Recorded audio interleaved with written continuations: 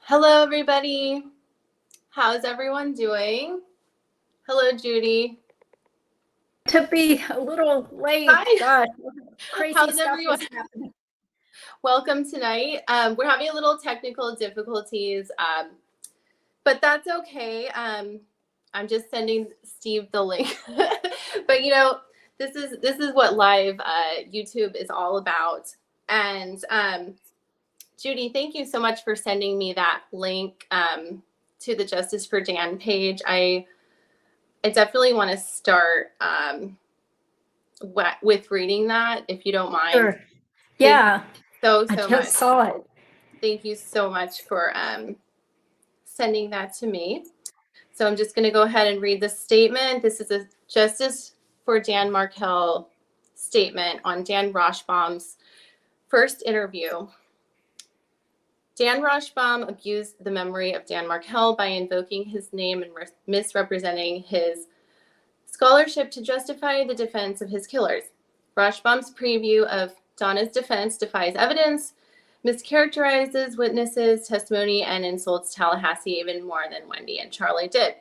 By assuming residents could be soothed and jurors persuaded by the saccharine sympathy and pseudo-self-deprecating drivel.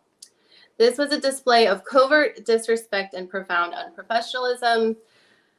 The Adelson PR offensive must be matched with vigor. So, all right, let me let Steve in. He's got, we'll add him to the stage. Hey, Steve. Hi, how are you? Thanks for having me. What's going on?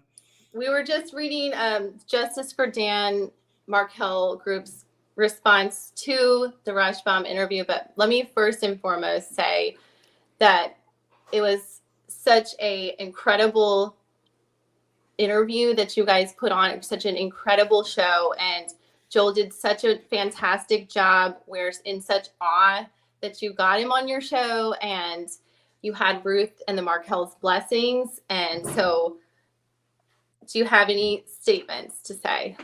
Yes. Go ahead. My name is Steve, and I'm brief. Well, welcome. I'm concise. No. Thank you very much for the kind words. Hi, Bruce. Hi, Bruce. Hi. And thanks for having me. And of course. And I'm very excited. I'm big fans of all of yours and Judy. But I mean, I think we've worked hard at this. We've been involved in this case for a long time. We've developed people's trust and attention. I think, and I'll start. I was listening to. I consume a lot of this stuff, as all of us do. We've all gotten very interested in the case, and invested in it, and. But you asked how he got Dan Rashbaum. I mean, first of all, I'm a big believer. If you don't ask, the answer is always no. And I think it's we've got it. We got to know him. We earned his trust, and we asked him. And obviously, as Justice for Dan and other people have noticed, like he has his own agenda and his own interest in it. And we could talk about it and field comments from True Lifestyles Nation. And but I think that he's going to do other shows, and he's obviously going to be on Dateline tonight. And I just think I've talked about this before. How do you get people to a party? You invite them early, invite them off, and you tell them who else is going to be in the party. Be a good host, give them party favors.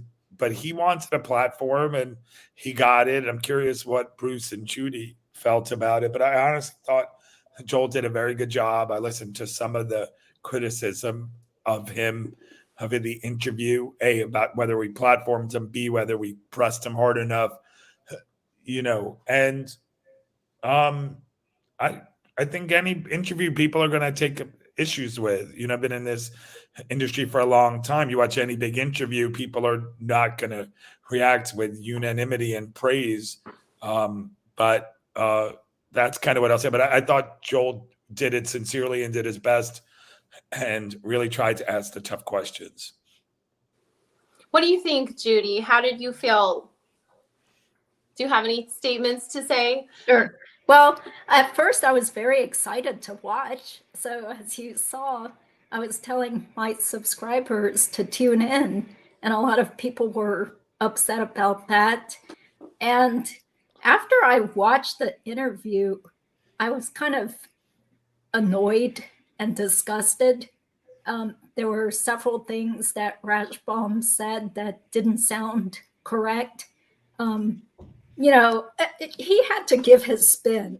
So, of course, I didn't really expect him to come out and say anything that was really earth shattering.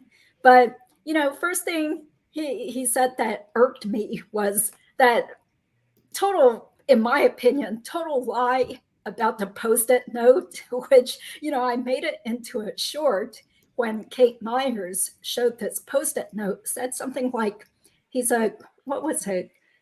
Good businessman, but total a-hole, don't smile ever. Yeah, and I remember so that. Rashbaum tried to smile. rationalize that.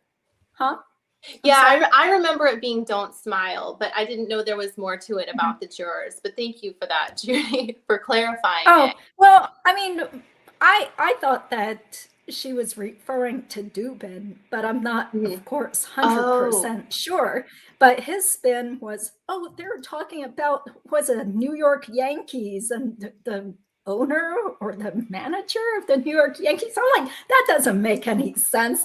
Don't give us a Charlie and Wendy type of explanation. That just sounded ridiculous to try to play it off like, they were talking about something totally different. And also, and before I get to Bruce, I just want to preface that these are thoughts about Daniel Rashbaum and his version of everything.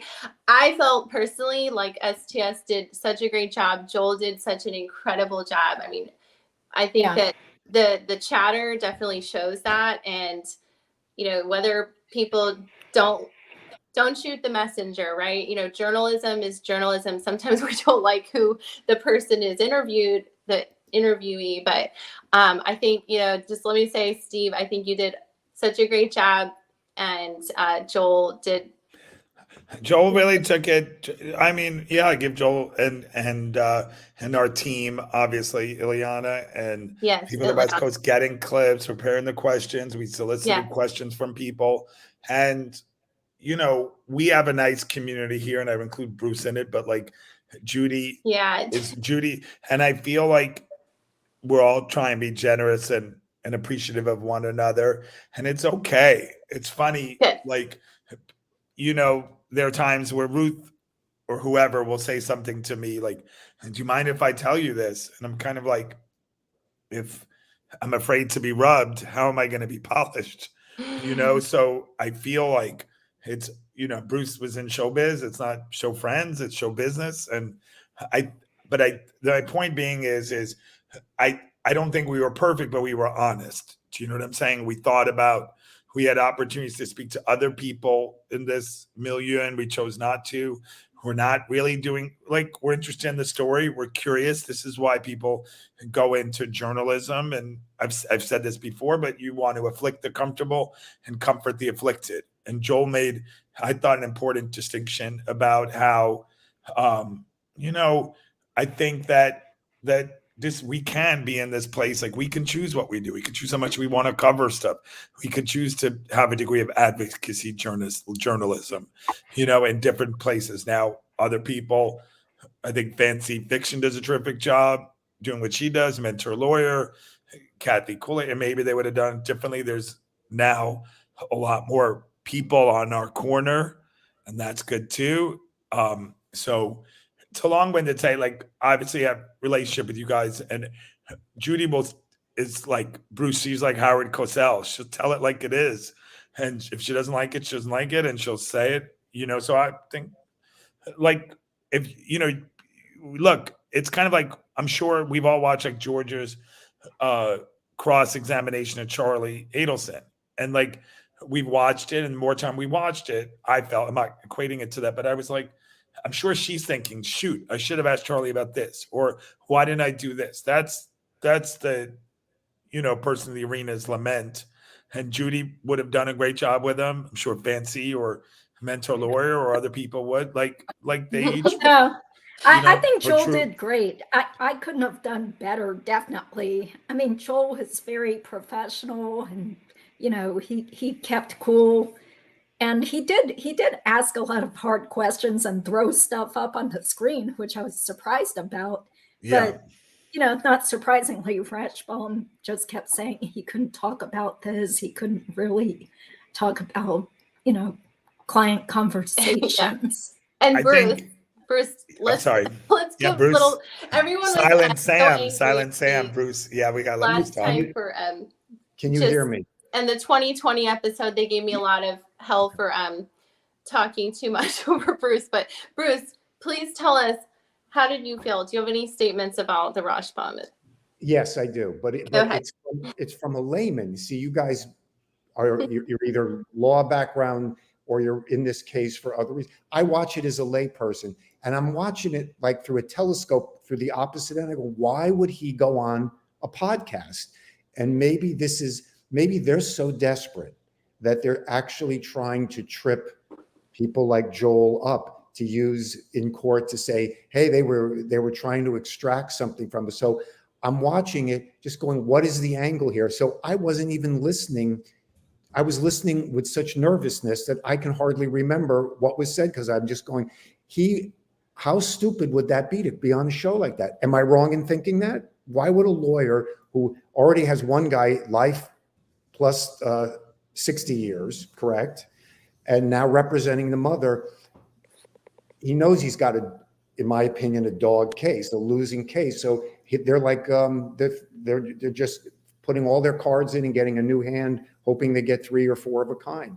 That's my feeling. I want to add something that, and thank you for calling, for joining us from Israel. It is 3 a.m. And my mom in Israel, she was listening to the STS show last night or this afternoon. And I called her and I heard Daniel Rashbaum's voice in the background. And I said, Mom, I hear you're listening to the episode. And she was, if you're getting all this international attention on the case, I don't think the Markel family would be mad about that. But I just want to also mention that I picked up Dan Markel's book, and I think that that's what Karen Cyphers is referring to, that, Rashbaum, I think, referred to something. I don't want to misquote him by saying, Dan Markel would have been fine with how everything is proceeding or whatever.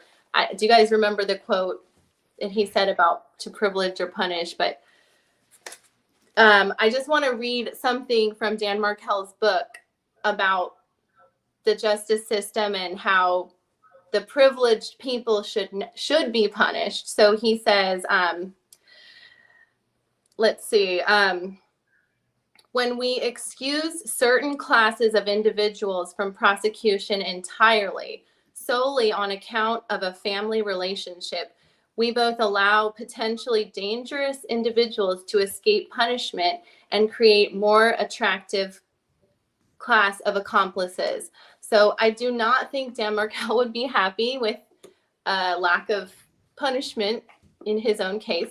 But I would urge people to buy this book, and I just open it sometimes and find little gems like that. So, but anyway, as my New Year's resolution was to keep things light and fun, and as we get onto serious stuff needs to be addressed, and this case is very heavy. And I also wanted to say something about the bar mitzvah as well. But are y'all keeping your New Year's resolutions? Are you all keeping to some good things this year? Anyone looking forward to anything special? Donna's trial. I'm looking There you go. forward to Donna's trial. Donna's trial, of course. So let's just also address the other elephant in the room of the bar mitzvah. And I think this is a perfect group of people to talk about.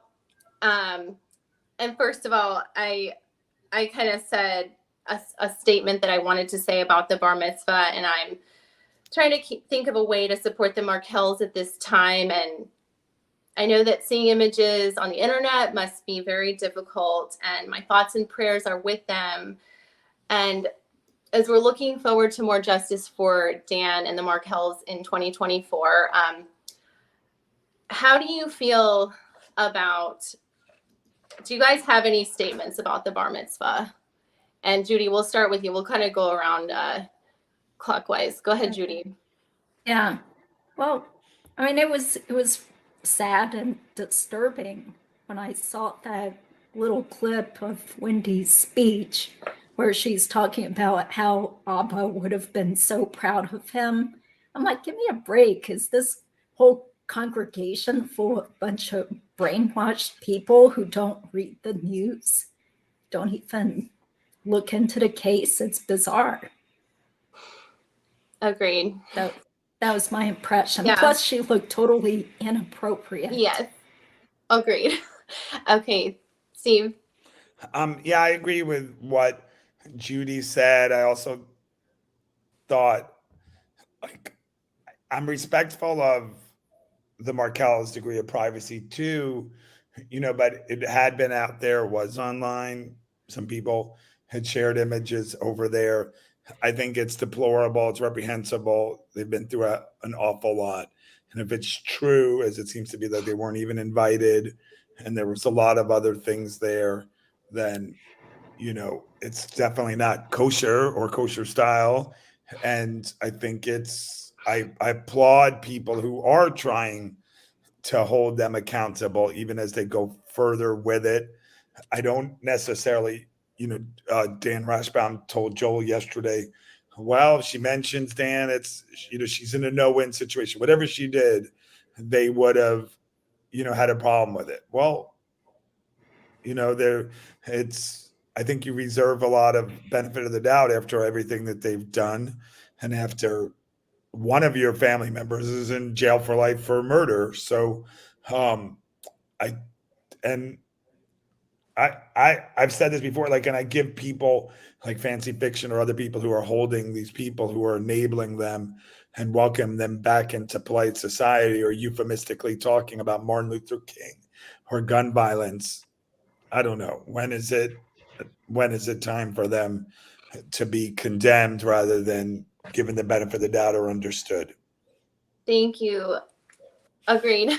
And go ahead, Bruce. What upsets me the most is I wasn't invited. And if I used to live like a couple of miles from all these Is that events. your synagogue? I don't know which one it was, but if I knew about that and I was still living down there, I would run down with my iPhone and I would interview people coming out going, Yeah. Are you believing this? Are you out of your minds? How many network television shows have to go zipping above your head for you not to understand what this was all about? And I imagine I would have had a lot of pushback. There's still people that aren't in our camp that still believe that this is all nonsense. But I guess they will figure it out eventually. Yeah, I think that's good. Those are really good kosher statements from everybody, because it's just, I liked how people were just saying it's just insult to injury, and we need to just kind of leave alone, not give any more PR to the Adelsons, and the negative attention, I think, definitely takes away from the case and the evidence. So that's kind of how I've been feeling. I don't want to get distracted by these stunts. And if narcissists, they definitely like to pull stunts. So we're seeing it. And this is what the Markels have been living with. But okay, so another crazy thing that's happened this week, the body cam footage was released. So we've got a lot of news this week, and we'll start with Judy. What were your initial thoughts about the body cam footage? What stood out to you? Well, first, I was surprised that Donna and Harvey seemed so calm. She wasn't 100% calm when she jerked her phone away and was bickering about that for a little bit, but mostly, yeah, it was weird when Sanford told her, "You're under arrest for the murder of Dan Markel." She just seemed kind of resigned, like, oh, I'm like, you don't look innocent at all. I mean, she was just like, oh, they got me, and then started fussing about how Harvey, can't Harvey come with me? He's 80 years old. How's he going to get home? But then when they finally walked her out through the whole concourse, then I actually started getting tears in my eyes, not because I felt sorry for her, but just thinking like, wow, it took so many years, so much effort and resources from law enforcement, the prosecutors, Yep. to finally get this moment we've been waiting for. So I did feel kind of emotional about that. Was it what you expected, Judy? And I'll add that to everyone's question. Was it kind of what you pictured in your mind? No, because, well, those few followers that actually watch my comedy, you guys probably saw my reenactment of how I thought it went down. And when I was portraying Donna, I was a lot more belligerent and saying, it wasn't me. It wasn't me. I didn't do anything. I pictured that too. But she didn't. Yeah, but she didn't do that at all. She was just like, "Ugh, you got me." That. Well, she didn't literally say that, but her attitude was kind of weird. Don't you think? Like that very didn't seem like an subdued. innocent person to me. Very Xanax. She seemed defiant, like, oh. Yeah. What about you, Steve? Was it everything you expected and more? But I haven't been like dreaming of this moment. Like, I mean, like, so, but I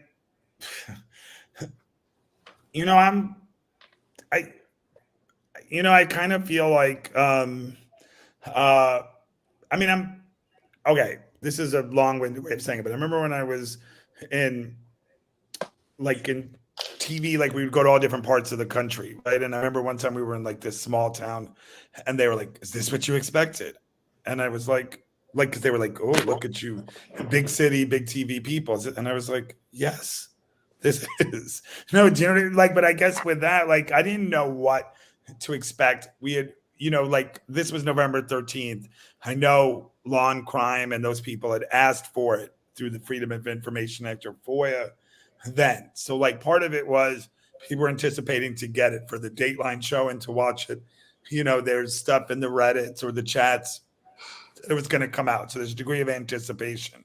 We also, as you remember, we found out she was arrested on November 13th that day. And we were like, oh, wouldn't it be cool to see what happened? And I think even with Judy's reenactment, and I think she does a masterful job. I give her credit for getting a green and yellow tie-dye shirt and the owl shirt. She made that, by the way. Yeah, she's amazing. I think I She's give an her a lot of artist credit. And a fashion designer. I'm very, very appreciative for her effort and working hard. And then I watched the original one. I thought it was interesting when Pat Sanford said, "You arrested," like when you think in movies, you're under arrest for the murder of Dan Markel. And people, if I was getting verklempt like Judy, that might have been the moment I think I was, who were just like, wow, like you did this, you're finally being held accountable. And then the other aspects of it, it's just a combination of maybe watching Dr. JP Garrison, who does a great job, or listening to the comments, or watching other people's reenactments, and some were gleeful and, and you do the crime, you do the crime, you do the time. Like, this is the consequences for iniquity, right? And so, yeah, what did you think about how she chugged the water? I think like her actions were like, I feel like she, I was trying to think if like she saw herself as an entire person. One thing I will say, and this is something that's been pointed out to me, if you think this was the way they arrested, talk about different privilege or people, Katie Magbanua was arrested, or other Sigfredo or Luis, it wasn't, So not only did they get captured or whatever 7 years earlier than this, they weren't, hey, here's a water. Hey, let me take your necklace off. Let me take your ring off. Yeah. I'm going to chug this, by the way. Wow. I'm going to do a little. Getting arrested makes you thirsty, evidently. You know, she can get an endorsement deal with like, I like Diet Coke. I drink a little too much of it, but that's what I'd be drinking. But she'll get water in the commissary. Yeah. She finished it though. Was anyone else thinking like, oh my gosh, she just took a little sip and wasted that whole water? That's where my mind was. I don't know, Bruce, what were you thinking? You think, first of all, with the water, you don't want to drink too much because if you're going to be sitting in a jail cell, you're not going to be able to pee. So water would be the last thing on my mind. Where they arrested her, when I was on the road all those years on the ships and stuff, I'd fly in and out of Miami. So I could not only visualize what was going on, but I could smell the humidity in the airport, in the terminal. So it was very, very enjoyable watching that. And I was like in the moment. The thing that didn't happen, which I read online, it was erroneous. Someone said that the guy from The Bump was one of the FBI. That, did you read that he was going to be there and he wasn't? So I kept. Yeah. So when there was a no, that's angle, not him. No, I know, but I had read that someone said he was going to be there. So they had different camera angles, and yeah, he wasn't there. That would have been great. And we know, and we. Yep. You know, and he retired in 2019. Oh, okay. You know, and so, that would be great. But he probably looked like him, and you know, and so other thoughts, Bruce. I'm sorry to interrupt. No, just when they said you're under the arrest for the murder of Dan Markel, she went, oh, you know, like, oh, please, oh no, not. Oh, interesting. Yeah. Yeah, just that. Yeah, like what? Can I talk to your manager? Yeah, right. Let me talk to the manager. Oh my God. You know, I was in Patty's Playhouse live chat as her reaction to it came in. Oh, interesting. And yeah. A lot of people were just amazed that like she could put her arms behind her back and like almost get her hands up to her mouth to like drink the water with handcuffs. Like it was amazing. And I was saying to people, I was like, she's a contortionist, just like Wendy. You know, Wendy claimed to be a contortionist And by the way, I just want to say that thanks. game show. Thanks, Maui, for the kind words. Thank you. And thanks for putting it up. Yeah. But I don't know about you guys, because I don't know how Judy does all this, because I'm always multitasking. Do you know what I'm saying? Like, Yeah. so I know it's like, and like, so I don't know, I have attention span of a firefly, but like, so I don't know if I'm like watching it like the Zapruder film, like you guys, like I'm watching it, kind of listening, and then reading the comments. I don't know how you consume a lot of this.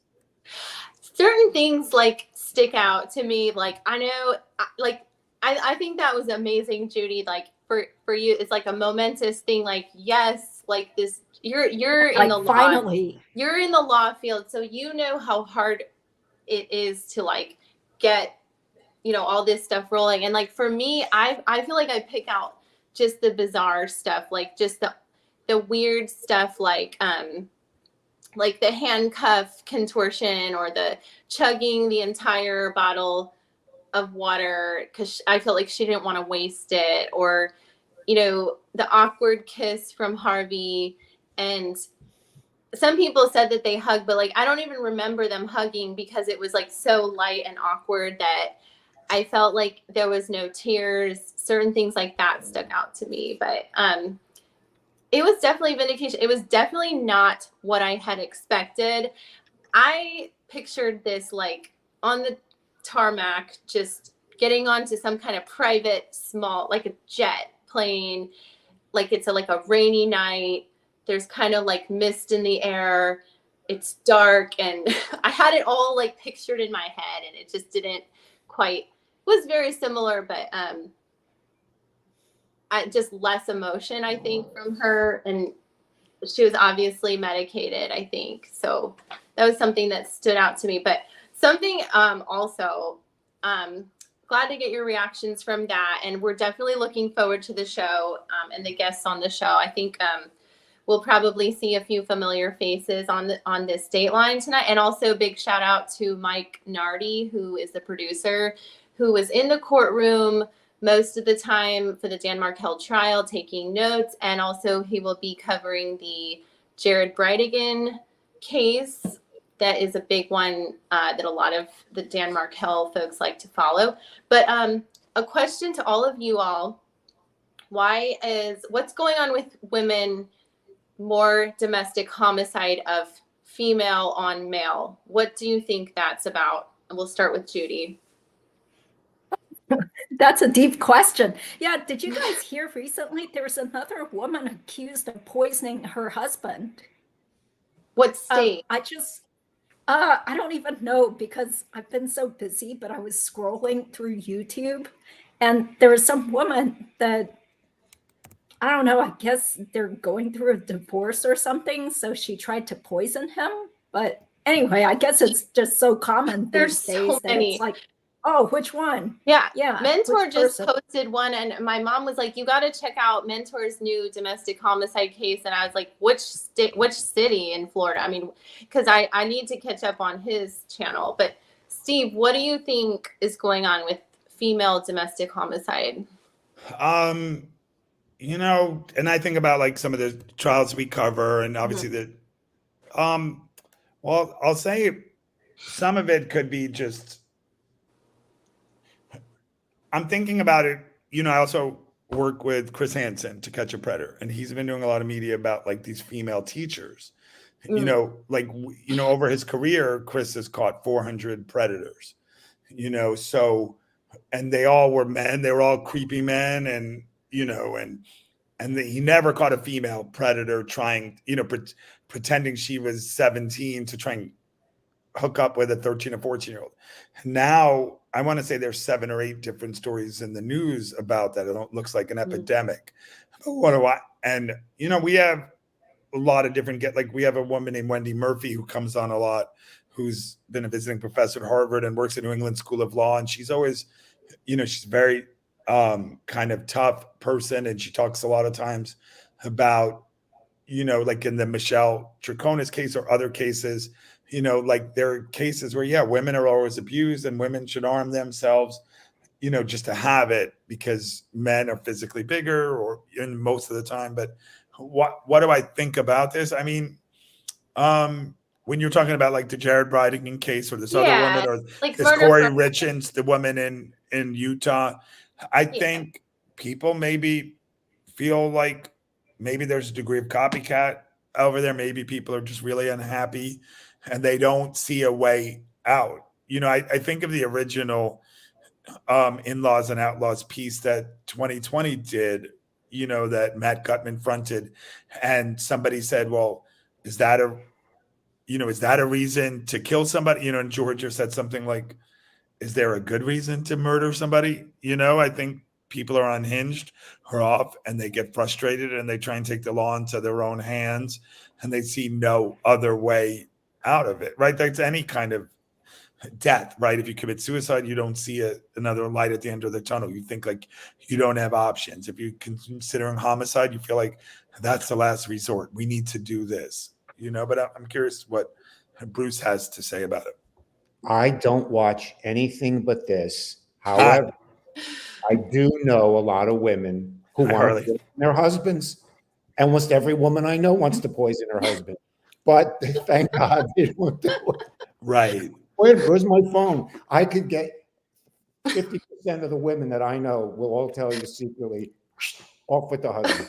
They don't do it. That's what makes us all lunatics on a Friday night because somebody unfortunately did that. Like Yeah. your fellow comedian Henny Youngman, right? She wouldn't think what eat the was. It wouldn't Take my wife, please. take my. Oh, I thought it's the old joke, but she wouldn't eat the. I'll think of it and I'll butt in with it. Oh, later. I want to hear some. But of it's your the old jokes. like. But most Yes. people obviously are like, can live with him, can kill him. Save your Right. best marriage jokes for last, and your Mushrooms. humor. Wouldn't eat the Like mushrooms. That's it. we're Oh, gonna okay, do that's funny. some grandma wisdom at the end, some mother's wisdom for all. We all need some right now. But I was just researching a little bit about the Bridegan case, and I feel like it does seem a little bit to do with money. These are like wealthy women, or like just trying to get the life insurance. Copycat crimes, seems like women are just like obsessed with true crime, maybe. And in fact, I'm going to have a special guest on a special crime in Florida episode, especially to do with the Florida prison system. A special guest who is a person who's very near and dear to me. He is my father, and he Amazing. worked for the Duval Health Department. He ran the Duval Health Department for about 7 years and many different large health departments. And he's toured many jails and prisons and sees a lot of similarities in issues in different, especially in North Florida. And we'll keep it more dialed into North Florida, especially crime and also conditions of what Donna and Harvey will be going through as geriatric prisoners, if in fact they are put into these prison systems, because my dad has toured these jails and prisons. So I'm having him do a little research and telling us, I've already talked to him. He's like a wealth of information about North Florida. So stay tuned for that. But if we could kind of go around and keep things a little bit light, and I want everybody to kind of conjure up some of your memories of some of the things, like a lot of us, everyone in the world just kind of needs some wisdom right now and humor. And I want to start with some of the things that my mother has told me, some hilarious jokes, and I want you to, and Bruce, I want to hear your crowd pleasers, like your most hilarious bring down the house joke. But my mom has said to me about her favorite, my mom's favorite Jewish wine is Take Me to Miami. Do you guys get it? But boom. I didn't get it. What's the joke? It's like the whole thing is like I'm whining about take me to Miami. That's my mom's favorite Jewish wine. Oh, I got you. It took me a You minute, got but I it. got You got Yes. it. Yes. And then I'll give you guys some time to get yours all vetted out, especially because we were talking about bar and bat mitzvahs. But my mom says once they have the bar mitzvah, it's like roaches being exterminated out of the synagogue. That's true. You know, they'll never come back. Give them the bar mitzvah, they'll never, and then they're good, right? But do you guys have any wisdom or quotes that your yes. mother used to share? I came up with a couple of jokes within the last hour when you said that we might tell jokes. We need to laugh a little. Okay, so joke number one. Okay. Why wouldn't Charlie let Janice take the 2 TVs? How come? Because those TVs cost about $500. Why was Wendy half naked at the bar mitzvah? Why? Because she wanted to emphasize how she sacrificed her body by breastfeeding both children. Was that the Okahumpka rest stop or whatever she said? Thank you, Judy. Okay. Okay. I should I think put my that's mom all I on the can think phone. of. She would go off on it. But thank you. Okay. Well, people are probably going to criticize us for being inappropriate. No, so. we need to laugh. We need to laugh.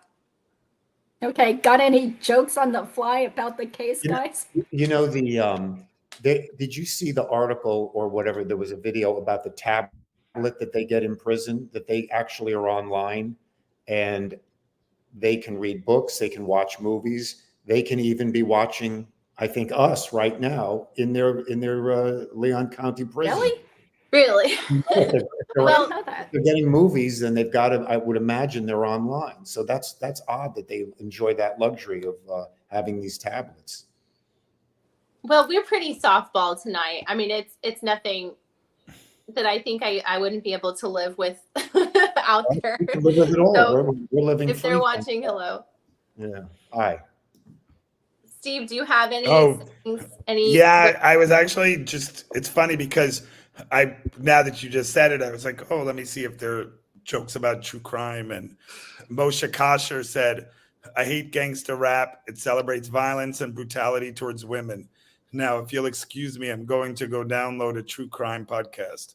And I think Conan O'Brien said, true crime podcast idea. The husband didn't do it. It will be 2 episodes. And then Aparna and then Charla said, girl, are you a true crime podcast? Because I can't wait to half listen to you and then act like I got you all figured out. So I think, I do think, like we were at Crime Con, there's obviously it appeals to a lot of women, and I think probably a lot of our listeners are, but yeah, I kind of, and I see some of the irony in some of this stuff, when like the humor, and I think Fancy's noticed it too, but like the movie Maestro came out and Ferrari came out, so I think there's kind of always like something there to remind us of it. But I appreciate you trying to have, levity with this. And that was something I was talking to somebody about, though. Like, we all watch true crime movies. We all probably watch Oz or different movies. Like I always see like the guy at the payphone, and then like there's 10 people over, and they're banging at him saying, "Come on, we need the phone." Like, you're in a dorm room 40 years ago, and now all these people got their tablets. You got a tablet. And he's speaking to his mom 35 hours a week. Just his mom. Forget about everybody else. So I thought that was technology that was pretty interesting, and but I've got a good one about Jewish humor and crime. My mom has a really funny quote about when a Jewish person is involved in a crime, and she always says, "Dare I ask the question?" Was he Jewish? So it's kind of like a little chink in the armor of, when someone from your culture commits a heinous crime, and sometimes, Jewish people do very hideous things, like Epstein, and there's been some bad people in Hollywood and financial crimes, and it's kind of like, why was Wendy a member of that synagogue? My mom has another saying, if synagogues and churches didn't allow those types of people to be members, there would be no members, especially in a place like Miami. Even in my synagogue down the way, I think they would thoroughly vet someone who was going to be on the board, but membership is open to whomever could pay or whoever wants to sign their child up for services. And it's kind of that way, I think, for people who are wondering. But anyway, do you have any, Bruce, do you have any Jewish? I'm going tomorrow night to the Jewish Film Festival in South Miami. Oh. My friend from Los Angeles, Glenn Kirschbaum, has produced a documentary about Gene Wilder. So I can't wait. Oh. Tomorrow. Yeah. Oh, how nice. Be able to see him and see the movie. And how can you not love Gene Wilder? The greatest. Remember in Stir Crazy? he was in jail in Stir Crazy with Richard Pryor. Yeah. I remember with Grossberger. And that was a good movie. There was someone who followed the case who interviewed Gene Wilder. Remember Steve Cohen? Oh, interesting. Yeah. He did a great interview with Gene Wilder before he died, actually. Or no, it was like Gilda Radner or something. And by the way, Gene Wilder was married to Gilda Radner. They had like Asian American Legal Focus had his cousin on. Oh my God. Brother counsel. Distant relative. Brother Radner, the rabbi. Yeah. Oh my gosh. So brother counsel. He said his Brother counsel was a good interview with Judy. Okay, that leads me to my next question. Great segue there. I was going to ask you all, and Judy, you might have attended some bar bat mitzvahs. Who is the most famous person you've ever attended their family bar bat mitzvah? I've only been to one bar mitzvah before because, so my ex-husband, like I've mentioned multiple times, he's a law professor. Mm-hmm. So one of the law professors was Jewish and his son had a bar mitzvah, and I had never been to one before. So I had to ask one of my bosses, like, what are you supposed to give to the kid? And so I think we wound up giving the child like a miniature radio or something. This was quite a while ago when people still had radios, but yeah, maybe like, I don't know, 2004-ish. But I don't know. Do you think that was a cheap gift? Should we have given the kid money? No, sometimes money, gifts like $25 gift, $50 gift, money, checks. Yeah. It's a big day. It's good. That's what do you guys think? Is that too cheap of a gift to give? Any gift is a gift. Boy? Any gift. Yeah, Any you gift is a went. gift. It's nice. It's a thought. Oh, Judy, I have a question. Was it a day or a night bar mitzvah? Because it was during the day in Chapel Hill. Okay, and I'll piggyback on that later, but let me let you guys finish. Have you attended any like high profile bar mitzvahs or any memorable bar mitzvahs? Tell us about it, please. Oh, did I? Yes, Steve. Yeah, I mean, yes. And I had a friend and she said, Steve, if I could bring a date to, this was before I really got into true crime, but she's like, if I could bring a date, could I bring you to this bat mitzvah? And it was a relative of Bernard Madoff's. And, and it was a central synagogue in Miami. I mean, in New York City, right across from the infamous like lipstick building where he worked. So I was at that one, that was in 2013, and there were, to get back to your idea about Jews and crime, Susan, that was definitely Jew. And I covered that story a lot. It's yes, in 2008, and then I was thinking about when you were talking about like Jews and crime, because I remember on the Don Imus show one time, like the late Bernard McGurk, like they were saying, Imus said to Bernard McGurk, who's Catholic, he says, how come you don't hear of any rabbis molesting kids, and he goes, that's because the Jews run the media, and I thought it was a funny joke. But I also think as Bruce, I also think about Bruce that I'm looking at Beautiful Waterfalls comment. Yeah, I think we'd love to have Patrick Sanford. And I always like to ask people and just say, like, if you don't ask, the answer is always no. And you just keep asking. Persistence beats resistance. So I have asked a lot of these people, and every once in a while somebody says no. And I mean, somebody says yes. And, but I was going to say, remember, David Steinberg had that joke. He says, like, oh, they say the Jews run Hollywood. He goes, but if the Jews run Hollywood, why is Mickey Rourke with Kim Basinger in 9.5 weeks, and I'm playing the rabbi in Airplane 3 or something? So there's a lot of misconceptions. I think one of the things that's helped Jewish people is their sense of humor through tragedy, and I think it's important, and I think it's a good thing that you're trying to keep it light, true lifestyles. That's my New Year's resolution. Most people give up their New Year's resolutions by the 17th. I mostly am talking about true crime murders, and I work in the geriatric industry, so I'm always talking about old age and murders. So I'm trying to switch that around. I have friends who tell me that too. Keep it light. You know what I mean?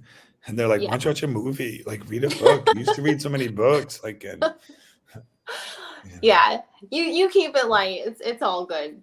Okay, Bruce. So, what is you know who Jackie Mason was? Yeah. All of you, Judy. Do you know who Jackie Mason? Judy, do you know who Jackie Mason was? What? I've heard of him, but I'm sorry. He was at one time a rabbi, and then became a stand-up comedian. And many comedians think he was one of the top 10 that ever lived. He was very, very funny. So I used to pal around with him, which was just being a gopher for him, because he had that kind of relationship. It was master-slave, but I wanted to learn as much as I could from him. So he put me in a film, an ill-fated film that he was producing in 1986 in Miami. And he was a night owl, so am I. And he comes to me at like midnight and he goes, let's get in the car. We're going to Denny's. And I want to take me to Denny's. We got to go to Denny's. I go, okay, but there's one right across the street. This is on Collins Avenue, 69th and Collins. He goes, we can't go to this one. So he makes me drive west. And we went like Pembroke Pines, Florida, which is about 15 miles west, at 2:00 in the morning into a Denny's. He insisted on sitting in the back of there was nobody in there, but we had to sit in the very back. And it was weird. And then he puts the menu down and he confides in me. And he tells me the only reason we're here is and the waitress comes and he orders 4 orders of bacon, extra crispy. He wanted it extra crispy. And I'm just like looking at him because I mean, he's like, he is a rabbi. He's been all this stuff. I go, what's up with this? He goes, oh, I got to tell you something. He goes, about 20 years ago, I stopped being kosher and I started to experiment with food. He goes, oh, I got to tell you, this is the greatest thing in the world. And the waitress brings him, 4 small plates with 4 strips of extra crisp bacon, and he's eating it with his fingers. And he was like one of the greatest comedians that everyone's in awe of him. And he's just like, this is, tell you how fantastic this is. And that's my, there's your. But why do you think he wanted to go to that Denny's? Because it was out of the way. He didn't want people to see him eating bacon. Yeah. That's what Pembroke Pines in 1985 when we were doing this. It was nothing. It was desolate out there, So but he knew that Denny's, no one would be there at 2:00 in the morning. That's hilarious. It's like a rebellion. I know Mm-hmm. people like that in their old age, they love that bacon and lobster. I see him a lot towards his latter years. Right. I lived on 55th and Broadway, and he was always at this place called walking the around, Apple Jacks, and he wanted people to recognize him. To be honest with you, and I yes, I think that's a challenge, right? If you're famous and you miss it, right? Like now, we all get a degree of dopamine hit from likes or people views or all that kind of stuff, and it's something that I think we all have to,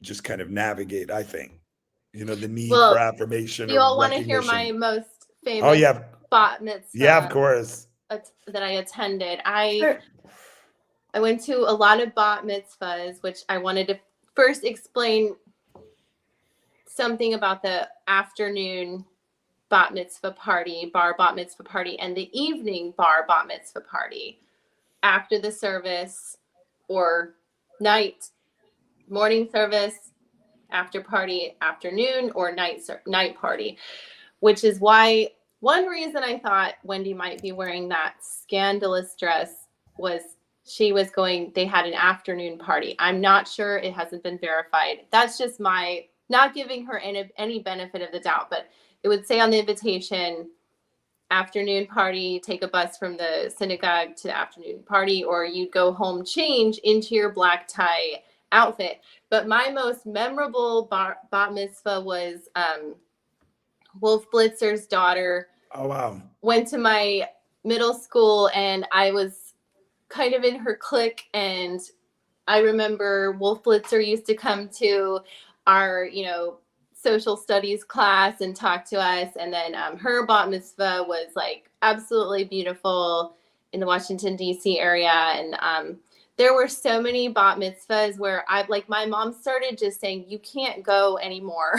There was so many invitations. The invitations were elaborate, like wedding invitations. And she said, you're in middle school. Like you have so many dresses. And it was always black tie. And so I remember one bar bat mitzvah, or I think it was somebody's bar mitzvah. They had made the national news because they hired NSYNC. Do y'all remember that? Yeah. Oh, yeah, I think I heard about that. That was in my hometown. And then they gave away leather jackets to every single person who attended the bar mitzvah. Wow. And I remember looking at the goodie bags. I was like, oh my goodness. So much goes into this. And, I think it was a modest one for the, my heart and prayers go out to the Markels, and I'm glad that the boys did it. I'm glad that they study the Torah, and I hope that it has a great effect on them in some way. But do you all have any fun bar mitzvah memories before we jump off to go to this Dateline episode, which is why we're here? But any memories? Did you ask the girls to slow dance? I mean, for me, like I have a twin sister who probably had 100 kids there, so we had a lot of kids at mine. And I remember, I one time I had a bunch of people when I was an adult. They rented a movie theater and they all watched my bar mitzvah like they were just curious about it. And I do remember, like, I was kind of as I am now, like I remember like carrying the Torah and I almost dropped it, like it should have been like because I was probably a little uncoordinated and it was kind of heavy and it was leaning, but I definitely remember don't do that. I definitely remember that aspect of it, mine. And then it's fine. I went to one in Maryland last month, my friend's daughter. Mm-hmm. And then people have described like there's an arms race with bat mitzvahs and bar mitzvahs, right? You're trying to keep up with the Joneses, and there have been comedic movies about it, like, but it is, and I didn't see the Adam Sandler movie about it, but it's like, it's good. But it's kind of like, I think it's, in essence, it's like anything, a lot of things have become bastardized and become too kind of commercialized, like the beauty of becoming a man or a woman or being with your friends. And so I remember I was no Don Juan then, but yeah, you would ask women to dance, or they did the Coke Pepsi running them, or they had a band or people there. So I thought they were fun. It's a rite of passage and good for Lincoln and Ben, and hopefully they had as much joy of it as they could have. Yeah. Bruce, any bar mitzvah memories? I used to be such a night owl that I don't get up till like 1 or 2. So I would miss all these bar mitzvahs. However, I was dating a woman one time in LA, and she took me to like a 5-year-old birthday party, but it was very wealthy people. And I'm sitting in the yard, and what these people did was, this is when the movie Batman was, when they, like in the 90s, I think it is when it came back.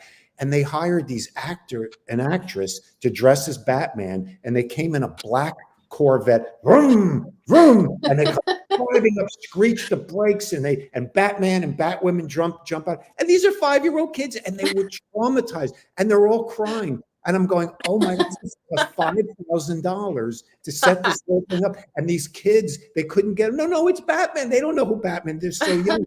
And they were crying, and their mothers had to hug them. And I went, this is the most idiotic thing I've ever seen for $5,000. So that's my bar mitzvah. Yeah, there's a lot of pressure on the kids these days. I know, like, a lot of the kids' parents do put pressure on them to like date and pair off within the synagogue. Did any of you see that pressure or feel that pressure young? Or I still feel it. Yeah, the Jewish moms, the Jewish pressure.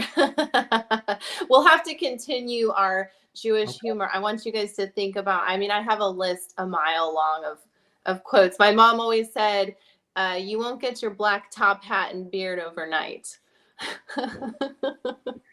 So, it's one day at a time, one decision at a time. Hopefully we make better decisions than the Adelsons. Oh, yeah, look at Bruce. Okay. Yeah, we time to tune in. Put the I'm gonna run over to the Survivor. Yes, actually, yes. And you're welcome to come. It's for Patreon things. Subscribers, one more reason to subscribe to Survivor. Thank you, and thanks for the kind words, KCL and Maui and Harley, and to show how much I love you all. And there was a nice comment about Judy looking so great tonight. So yes, and Judy looking good, like I knew you would. I hope you all join me for the after party. I'm gonna take tedious notes like I did for the 2020. Yeah, I'm gonna watch it. Gonna ask Bruce like 2 questions. I'm going to take some notes and high creative minds. And Judy, I feel cheated though. I want to see that green and yellow shirt. I want you to. Oh yeah. I'm going to put my Batman costume on now. Bread. Yeah, exactly. Okay, bye guys. Okay. All right, Shabbat Shalom. KIT. Well, am I coming back at 10? Are we coming back at 10? Yeah. Click on the other link. Yep, and then we'll see everyone. Thank you. Send me it again. I'll send it again. Bye, Felicia. Bye, Felicia. See you all. Bye.